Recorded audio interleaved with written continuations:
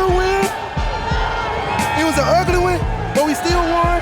We gotta build on top of this. We're gonna be all right. Hey, that's how you go on the road. They say we can't win in the cold. It's mighty damn cold.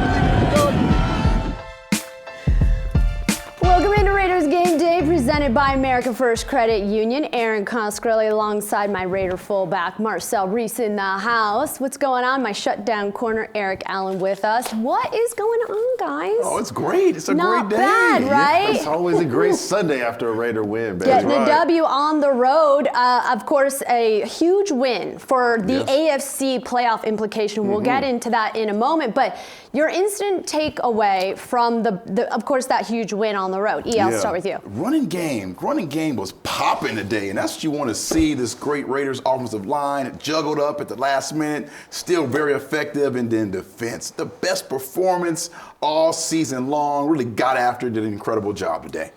I'm going to say, you say all season long. I may say in the last 2 seasons, our best defensive performance. It was awesome to see our guys be ready on defense, tackle, play inspired football. Yes. And have passion for the game. It was great to see the guys come together today and get a big win. Let's get you to what's on tap because we have a busy show. There is a lot to get to, and we mentioned it earlier. A defensive battle in the dog pound, a huge win in Cleveland for the Raiders. Of course, Gruden and Raider reaction after the game. They caught up with the media. Raiders trade history only a couple days away from the trade deadline. We'll talk about that, and of course, scores around the NFL. And you're going to be a little surprised with how the Chargers game ended. And we'll talk about a preview too, because of course we are facing them in week 9. But I mentioned it earlier. Let's show you the first half of how this game shook out. Of course, it was a little windy in Cleveland, just a little bit. AFC matchup, undefeated at home for Cleveland and Baker. No OBJ to worry about, but of course that wind and Derek Carr finding Jason Witten right off the top. Outstanding. Watch the old vet sit in the hole. He should have flags on. See how he slows down? Yeah, he's earned the right to have just flags on. You're right, EA. Security blanket. just a great job of Derek climbing the pocket also. And we showed you those goalposts for a reason. It was a little windy. Far left for Daniel Carlson. Bend it like Beckham. No good for the field goal. Second and 10. Nick Kwiatkowski, though, stripping the tight end. Harrison Bryant. Look at all the white jerseys around the ball. Great job by Nick. I thought he was completely healthy. Had a lot of animation from him today, but this is an outstanding job. Young players out there, that's the way to tackle. Like you said earlier, it was great to see him, for the first time since week 1, be able to make a difference in the game for us today. That's right. Speaking of making a difference, second quarter, the screen pass. Devontae Booker can catch balls too. Good for 17 yards. One thing I love about D-Book is he is always ready. Whenever his number is called, whenever they need him, we need him to get into the game. He makes a huge play for us. And as you see, 4-5 making a big first down. Back to back. Good 4th and 1. Early on, that run is just dominant early on. 3 plays later, 3rd and 9. Henry Ruggs with the touchdown, right, guys? We got to get that one back. Yeah, we have to. This is one of the most difficult pass routes for a corner because the third guy in the trips is running the corner route, and you're usually seeing number 2. So outstanding, designed to play, and a great catch. Absolutely. Again, by a young guy. That looks I see green There's right a there. blade of grass right there. Green right now. there. Come on now. Come on now. No score. They settle for the field goal. Carlson through the uprights. Game tied 3-3. Jalen Richard. Look at this weather, by the way. It was inclement. They called it. Give it to Richard. Good for 12 yards and the first down. As we end the half, virtually 6-3 in the half. Raiders defense limited Browns to just 92 yards of offense at halftime. Cleveland's fewest in a half since week 13. 2018. So guys, as you are taking a look at the first half stats, I ask you, what stands out to you about this board? When I look at it, the first thing you see, you're going into half and you're winning the turnover battle. Yes. As a team, you know that if you're winning the turnover battle, you have an 80% better chance to win the game. Right. So at halftime, you want to be winning it. At the end of the game, you want to be winning it. Look at those rushing numbers, 88 for us, which again is great because again, we want to run the football, take the football away, and then 54 for them. I mean, they're a power running football team, and I thought Gunther did an outstanding job of really dictating what they did on first down today by bringing that safety in the box. Yeah. And EA, when you talk about the rushing numbers, it affects that bottom line of that stat line, which is the time of possession, EC. Yep. And you're going to see that trend continued throughout the course of the game. Yep. It's what happened against the Chiefs. It's what happened in week 1. When you give the ball to Josh Jacobs early and often, they control the clock. We will show you how this game ended. Second half highlights, Raiders game day, when we return. Don't go anywhere. This has been brought to you by Allegiant, the official airline of the Las Vegas Raiders. Low fares, nonstop flights. Book now, only at Allegiant.com. Presented by America First Credit Union, the official credit union of the Las Vegas Raiders. Coors Light, an official beer of Raider Nation made to chill. Cox, proud partner of the Las Vegas Raiders.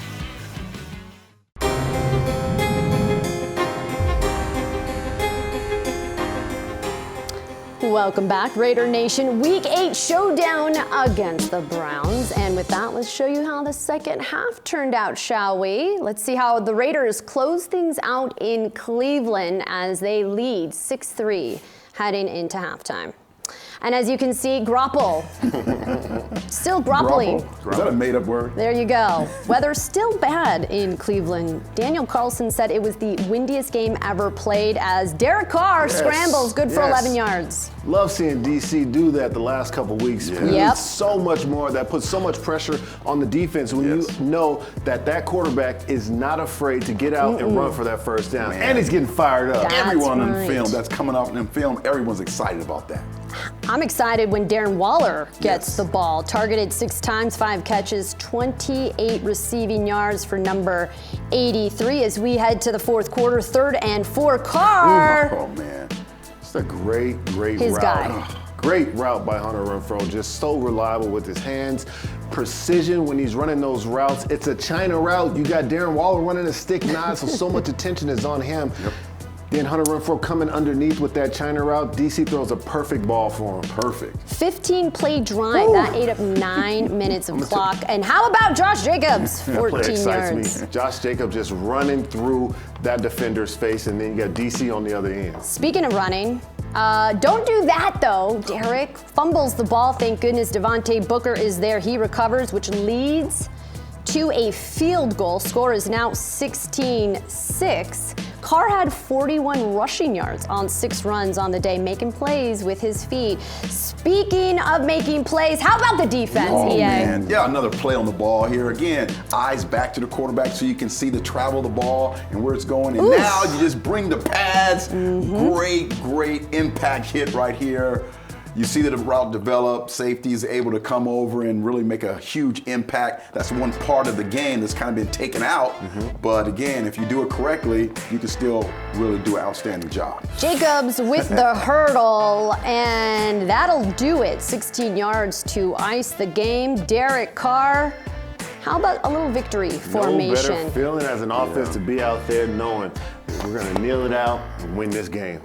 As you were taking a look at the final score, 16-6, the Browns lose for the first time at home. Josh Jacobs, 128 rushing yards compared to the 3rd best running offense in the NFL. Kareem Hunt, only 66 yards on the ground. Let's hear from Coach Gruden, who caught up with the media after the game. Talk about you guys controlled it for almost 18 minutes more, how you controlled the front of the line and these elements and come in and run the ball like that, and how the weather was? Well, I'm really proud of our guys. We talked and made a big deal about the weather. We knew the weather was going to be really harsh today, and we kept talking about how we struggled playing on the road last year in bad weather against the Jets and the Chiefs.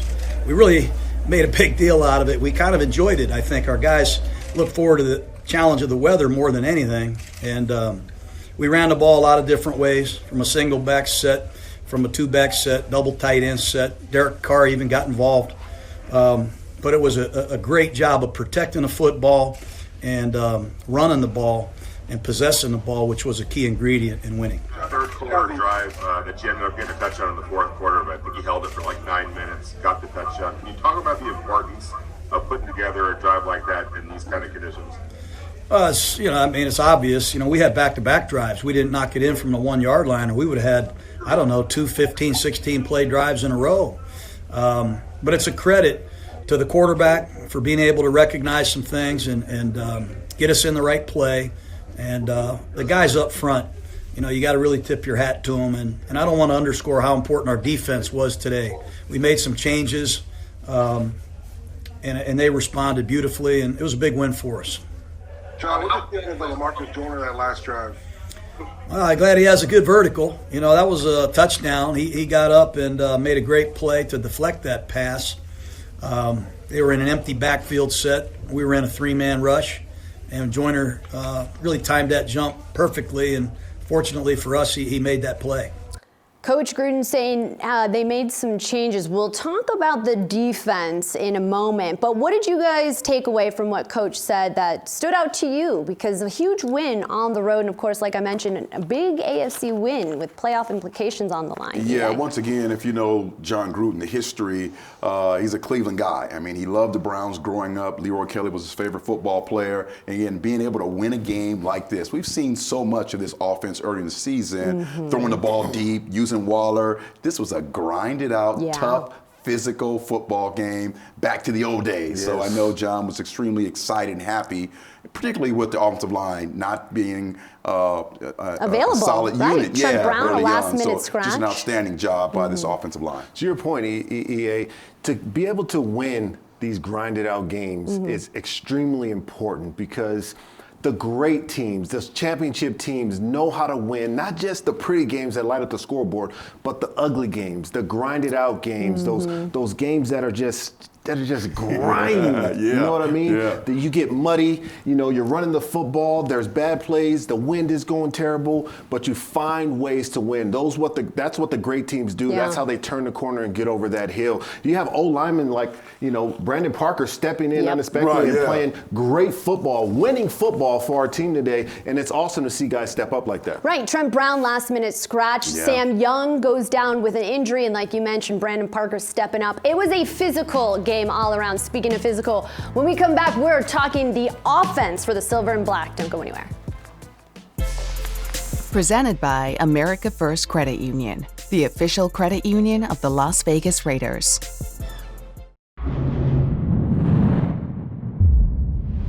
Chance here, 15th play of this Las Vegas drive. Renfro in motion, 3rd down, Carr to Renfro, sliding across the goal line with a Raider touchdown. His nickname isn't Third and Renfro for nothing. That was 3rd and 4th, and Hunter Renfro delivered. Raiders heading into Cleveland facing the 3rd best rushing offense, but who had the better run game today? The Raiders controlled the ground game, right, Marcel? Absolutely. I mean, listen, you get JJ out there. And I don't want to just talk about JJ because our entire running back room is awesome.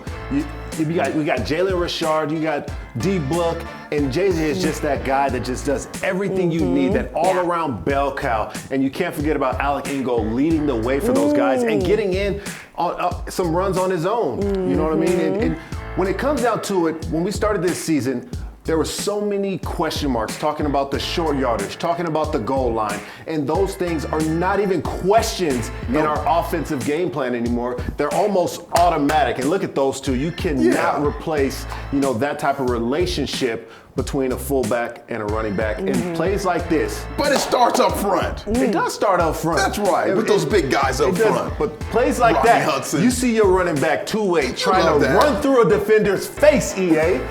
You don't want to be in that island with JJ over there. That's after 3 quarters of just smash mouth offensive linemen at the second level, hitting guys in the mouth, guys over there with the Cleveland Brown jackets on because it kind of got cold. That was a pounding. Body blows. Our offensive line stepped up tremendously. They've been playing great all year long, dealing with a ton of injuries and guys late scratches. And Tom Cable has done a phenomenal job. I can't say enough about it. the job that Tom Cable has done, getting these guys prepared and ready to play no matter what. And when you're looking at JJ's stats, I personally feel like this is the sweet spot. Whenever he is averaging 25 to 31 carries a game, we are in a great spot as an offense and as a team collectively because we're owning the time of possession. We're keeping their other offense off the field, and we are being productive in the running game. Yeah, that's what we talk about value. We talk about just touches, and then to be able to come out the game and Booker come in, almost average 6 yards a carry. This offense is really clicking at the perfect time right now. Put so much pressure on that defense. It opens things up for Derek Carr and Darren Waller and Hunter Renfrow and Henry Ruggs and Nelson Aguilar. All these guys reap the benefits of the run game, that offensive line just straight up getting nasty and dirty with the defense. Just in time, because it's getting cold, right? This is when you want your run game to go. Josh Jacobs surpassing 100 yards rushing for the first time this season. He caught up with the media after the game. Josh, you guys had a couple of long drives in that second half where you basically just pushed people around and ran for tough yards. How fun is that to play in that kind of offense? It's fun. I think we had like a 13, 15 play drive. And I mean, that just shows that our dominance, that shows that we was running the ball very physical. And I mean, I feel like that's our style of play. I know that's my style of play. I know that's our mentality as an offense, as a running back room and the offensive line. So just to be able to showcase that this week is huge. We try to come out next week and duplicate it and improve a little bit. Derek, kind of along those same lines, I mean, what can you say about Josh, the way that he ran the ball? It's, such a fierce running today, the way that he was able to do it. Yeah, I mean, that's Josh. He's one of the best running backs in the NFL. And, we have a lot of good players on our team, and Josh is one of them, and the way he was able to run the ball really ignited us. And I joked around with him a little bit and told him I'm an honorary running back today. So we had 4 running backs out there today. But no, he's the man. He's awesome. All right. Remember when experts were saying Josh was off to a slow start? Just saying. Think again, guys. All right. When we come back, we are talking defense. They stepped up. Carl Gunther said he was making some changes. It seemed like it worked. We're going to show you when we come back. Don't go anywhere. Happy Halloween, Marcel. We know Halloween is your favorite holiday. As the Raiders showed up big time with some interesting costumes. I'm really digging Max Crosby. Very short shorts, though, Max. I don't know about Max is committed. that. He was committed on that one. I like it. I love it. Derek Carr, Iron Man. There you go. Wonder Woman. Avengers. Venom. There you go. Right? Kids. Maybe? Okay. Devontae Booker. Is that Joe Cool. Exotic? Oh, is that it? That might be. I think so. That might be. That's a great call. We here inside the studio also really love Halloween. Here's a couple of Look throwbacks. at Joe Willie Namath over there. No one can guess who I was when I was. That's probably like 9 years old. Yeah, I was a Wicked Witch. Yes. Very natural for me, and I like yours, Marcel. Easy. That's right. Easy does it. Super cool. Well, trick or treat, nothing about this Raiders defense was a treat for Baker Mayfield and the Browns. The Raiders defense did not allow a touchdown. Mind you, Baker threw for 5 touchdowns the week before.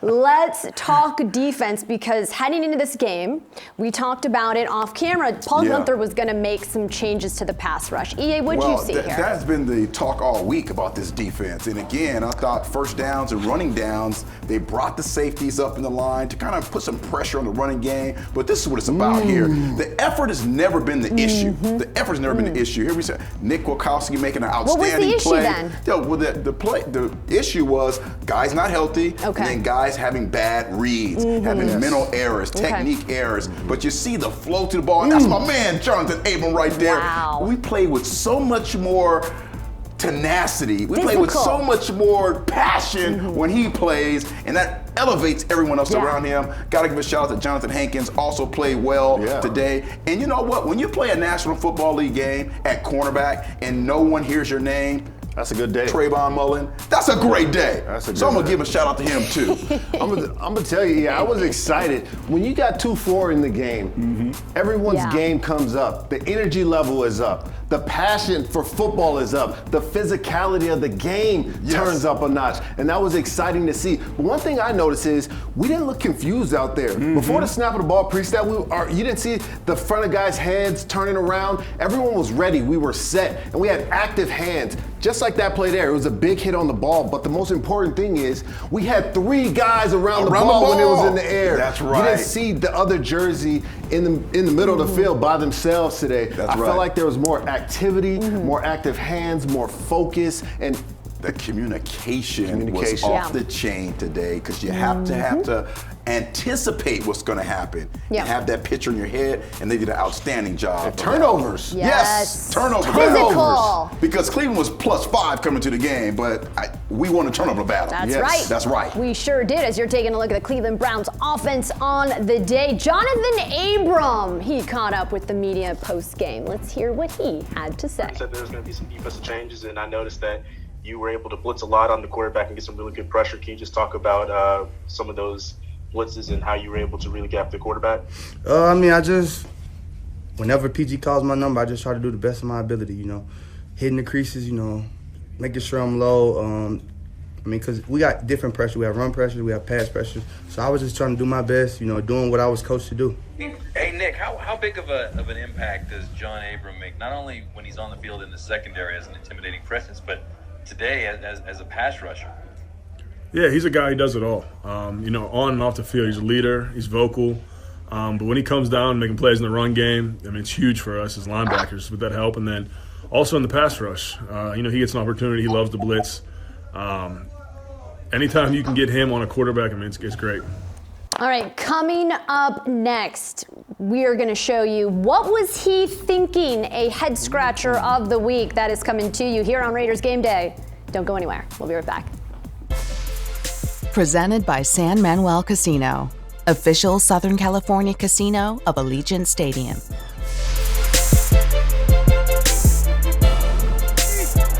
First and 10. Rivers, he's got Hines. Great catch by Hines inside the 10. Hines spins to the pylon. Touchdown! Oh yeah, do your cartwheel. You deserve it after that spin move. Rivers taking a shot down the field. He's got him in. Touchdown! Hines again. Is he gonna backflip? Is he gonna cartwheel? Yup, he does it again. Okay, welcome back to the show. Erin Coscarelli, Marcel, Reece, Eric Allen back with you. It is time for What Was He Thinking? Now look, I'm all for fun, celebratory dances, but would you really want your running back to do that not once, but twice in the end zone? So many things could go wrong on that one. Just look at what happened. He almost, many things. Right here, this part right here. I'm a little nervous there. Listen, I'm hating a little bit because I don't that's know. impressive. Maybe we're just really jealous. That is explosive. That's explosive. So many things could go wrong. Yeah, I'm the crazy hammy. gymnastics dad right now. And my 6-year-old Mercy does all the crazy, and it flat out scares me. Right. But that's impressive for a grown man to go out there in pads. Yeah, right. Full pads. With equipment on. And right? She's gonna kill me because I'm gonna get it wrong. Round off. Round off, full twist, back tuck. Okay. Not a cartwheel. Impressive. Definitely not a cartwheel. Definitely impressive. All right. But we've been around when we've seen celebratory dances go wrong. So good thing Nyheim Hines landed it not once but twice. Okay. All right. From celebratory dances to scores around the league presented by Sports Water. Some interesting scores, some interesting results. The Pats fall to 2-5. The Bills are now 6-2. The Dolphins took care of business against the Rams. The Bengals beat the Titans without Joe Mixon, no less. Vikings upset the Packers, and the Steelers, still the only undefeated team at 7-0. Guys, what stood out to you this week? The Dolphins. Sure. The Dolphins. Okay. And you know what? There's about 4 defenses that are really playing well this season so far, and the Dolphins are one of them. They're doing an incredible job, but Tua gets his first start, gets his win, but he had a lot of help. Defense gets a touchdown, special teams touchdown. So Dolphins beating the Rams pretty big. But those are things you need as a young quarterback and another young team. You need those different intangibles from the other phases, not just leaning on your offense, but defensively, special teams, having those stealing those possessions and points throughout the course of the game. Yeah, exactly. And as we come into colder weather, that is certainly what you want to see. And I know it's early, Marcel, but it's never too early to take a look at the AFC standings, right? I don't want to say it, the P word, but the game we saw week 8 had some playoff implications in the new format. 7 teams from each conference. And all I know is Raiders are in there. They're in the mix, guys. Gotta keep plugging along. If you're looking down the line in the grand scheme of things, one thing you can say is we beat the Cleveland Browns, and now we own that tiebreaker if it comes down to it, and we're that close at the end of the season. Yeah, that's right. I mean, the Steelers right now playing, again, one of those teams that has outstanding defense, playing great offense with Ben. We know what the Kansas City Chiefs are, but again, we're right. We're just going to keep plugging along, taking care of our business. And all that conference stuff is pretty, but we want to win the division. That's what we want. We want to win our division, and then we have nothing else to worry about. We know that we will own our own fate and control our own destiny if we win the division, and that's our goal. And we took care of the hardest part. We won at Arrowhead, right? I mean, certainly good to do. Speaking of AFC West, we've got a matchup with the Chargers. But coming up next, we are talking our unsung hero of the game. Raiders Game Day. We'll be right back. Welcome back to the show. This week's Intermountain Healthcare Impact Team of the Week is the Bishop Gorman High School football team. Bishop Gorman, 17 state championships and 3 national championships in the community. Bishop Gorman collaborated with the Just One Project to provide food for families in need. Congrats, you guys, on being named the Intermountain Healthcare Impact Team of the Week. And speaking of impact, our unsung hero of the game missed an early field goal because of super windy conditions, but shows he is clutch when he needs to be, and he put it through the uprights not once, not twice, 3 times. Daniel Carlson, 9 points on the day for the kicker. It's nice to have a reliable guy back there, right? For sure. When you're in a game like this with the weather conditions and being able to count upon a field goal when you need it, critical and crucial. It's really cool to see because there was a time at the end of last season where Daniel Carlson was struggling a little bit, and there was a little bit of question there whether he was going to be our guy or not. As you see, his stats is 3 of 4 and a long of 33 today in terrible weather conditions. But I finished that thought saying that he has now become an extremely important weapon for our team right now, where we know we can count him. Once you cross that 50, it's going to get close where, hey, we know we're going to get 3 here, so we can be, we can take a little few, some more risk. Sure. You know, we can gamble a little bit. So congratulations, Daniel Carlson, an unsung hero, and thank you for being the weapon you are for us. That's right. It is time now for Under Further Review. We're going to take a look at some, notable stories around the league. I'm going to tell you both a topic, and then you hash things out, okay? We're going to start with topic number 1.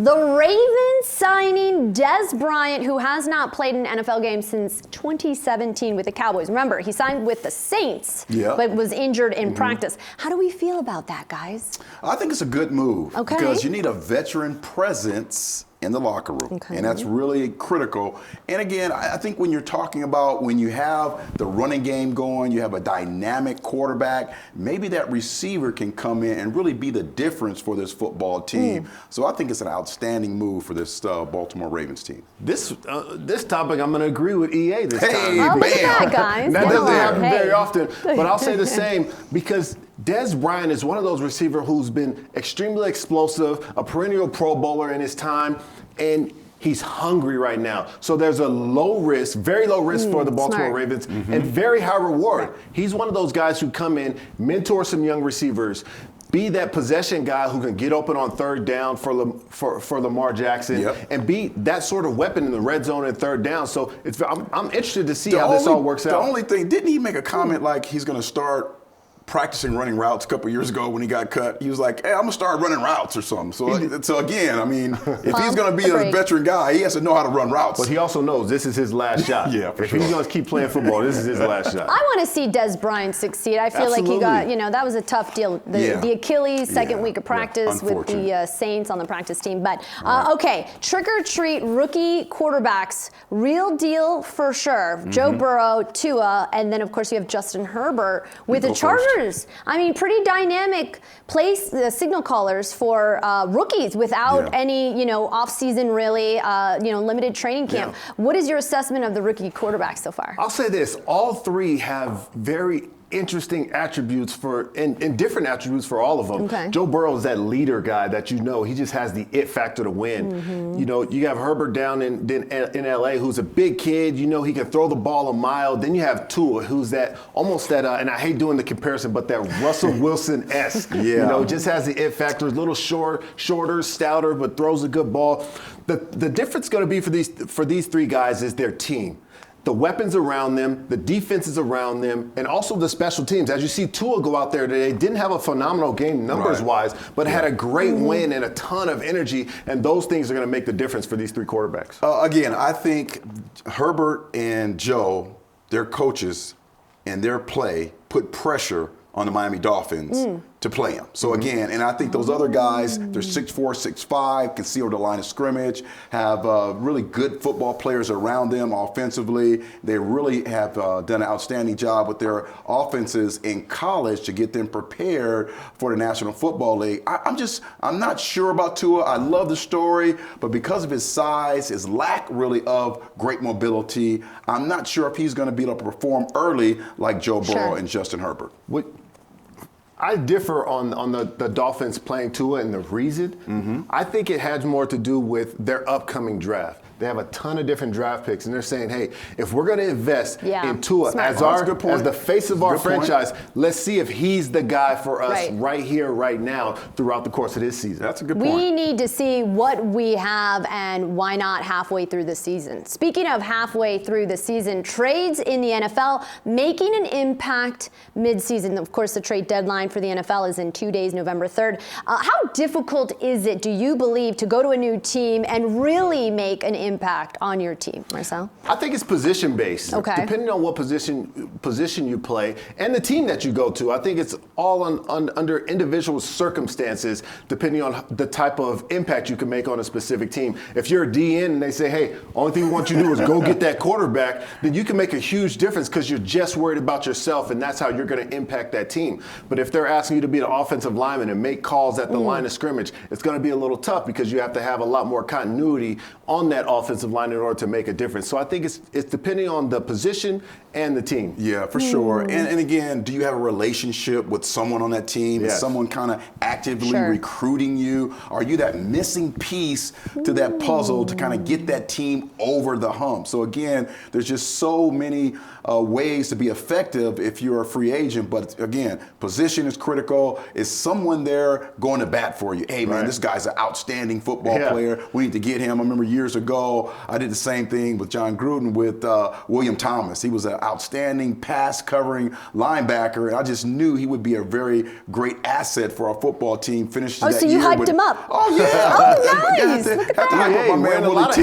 But again, he delivered. He had 5 interceptions. So as a linebacker, which is incredible. So again, you have to have that presence, that personality, and you have to have someone in that locker room who's kind of going to bat for you. There you go. For me, I was personally in that position where it was in the middle of the season. We don't talk about it much when I went to Seattle, but had a relationship with the offensive line coach, had a relationship with the quarterback, and all of a sudden you know the scheme already. So you just basically implant yourself, and you gain familiarity with this with the terminology, but you already know the scheme. So it's easier to make an impact because all of a sudden you just hit the ground running. And that's fun, EA. It really is. It really is. Speaking of fun, you guys at home, coming up next here on Raiders Game Day, we're going to take a little trip down memory lane and look back at some of the biggest trades in Raiders history.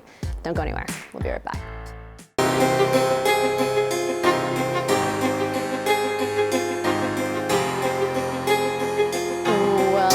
back into Raiders game day as we are talking a Week 8 huge win for the Raiders over in Cleveland to put them above 500. Week 9, a date with an AFC West division foe. All I know is one thing for sure is Al Davis would have been proud of tonight's performance. And speaking of Al, he pulled off some great trades in his time, but perhaps none more impressive than the deal that saw Willie Brown trade in his orange and blue for some silver and black.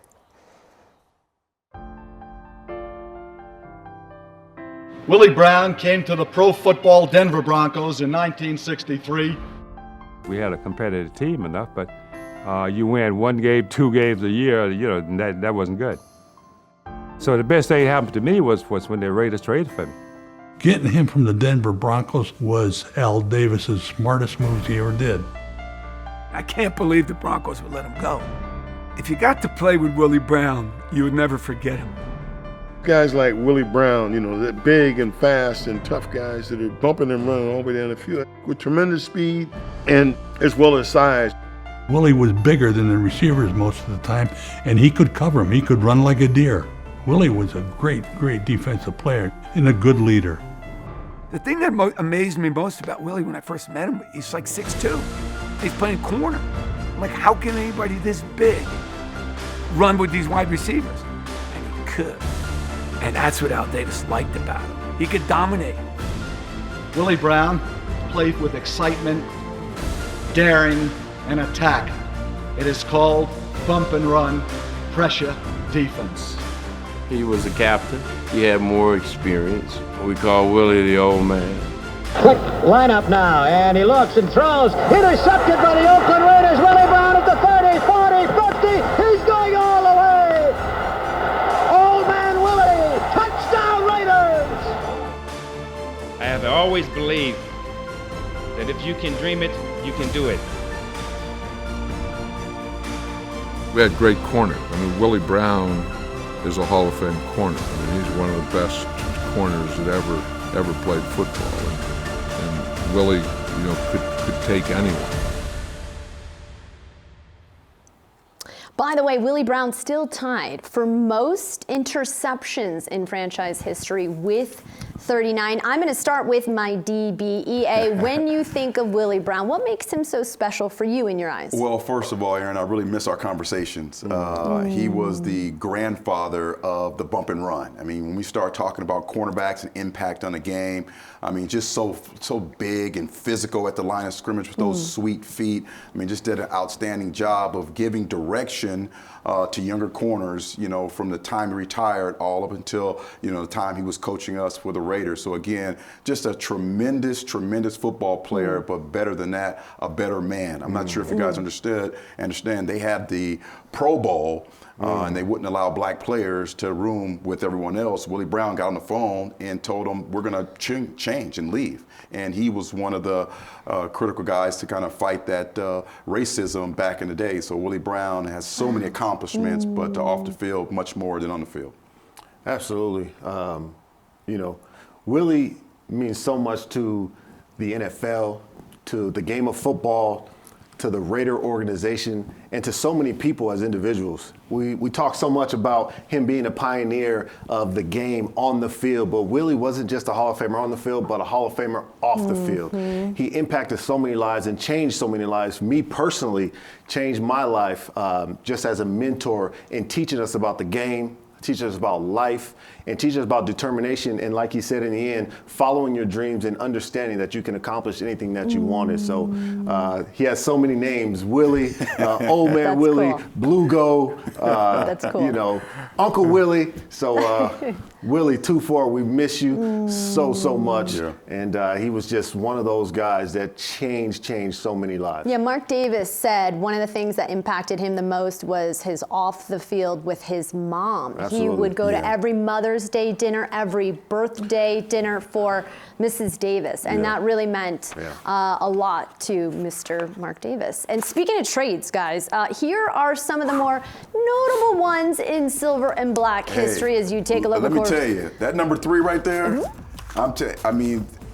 outside of Prime, which is a good friend of mine, that might be the greatest corner to ever play in Mike Haynes. He came over and linked up with Lester with that glue, and they shut it down. And they really had a great balance off of each other because one was a straight bump and run guy, but Mike wanted to get the picks. So he would lay off of you and think that you were open. Blow you to and sleep. then with that great speed, because he returned punts in college. He wanted to be a receiver in college. He Mike told had him, hands. Yeah, I mean, he had hands, could return punts, one of the greatest ever. So again, I'm gonna take up all the show talking about my man, Money Mike Haynes. Everyone sees Marshawn Lynch on there, extremely popular modern player that came over to the Raiders.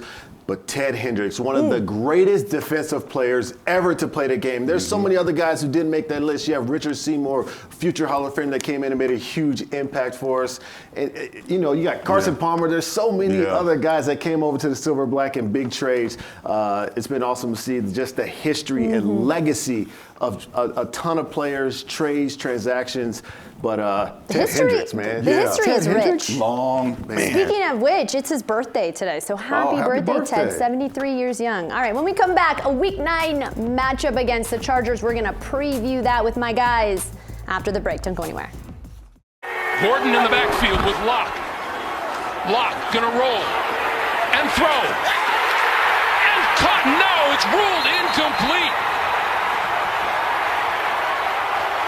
One official ruled incomplete.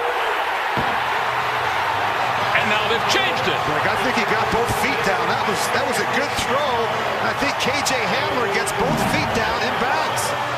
As time expired, Drew Lock finding rookie KJ Hamler in the end zone, and they win by 31-30. Anthony Lynn just can't believe it. But listen, it is who the Raiders are playing next week, a Week 9 date with the Chargers. Gentlemen, I look to you, the 2-5 Chargers. What concerns you the most when you think of LA? A little bit of everything. The Chargers can play some football. They have outstanding young quarterback who's throwing the ball particularly well. They have ability to be able to get after their quarterback on the defensive side. They have tremendous secondary play for this Los Angeles Chargers football team. But it all starts with this young man here. And again, he can make every throw on the football field. So we have to do a really good job again of making them one-dimensional and doing a lot of things to really confuse this young man. So again, Raiders, we have our hands full this week because they have some very, very explosive players on the outside part of the football field with this young quarterback. Hey, we can say all that and we can see all the highlights. But what I say is this.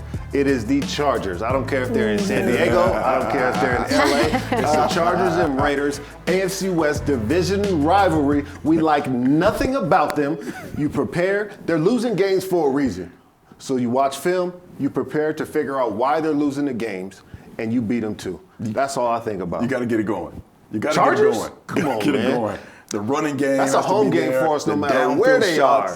Let's go. Before we play the Chargers, though, we do have a Monday night game between the Bucs and the Giants. And you know it's time for who you got. I'll go first. I'll go with the Giants. I'm picking the Bucs because I'm 6-3. Look at that record over there. Tied with you, I'm going Marcel. Bucs. I'm going Bucs. I give them mulligans, but not this week.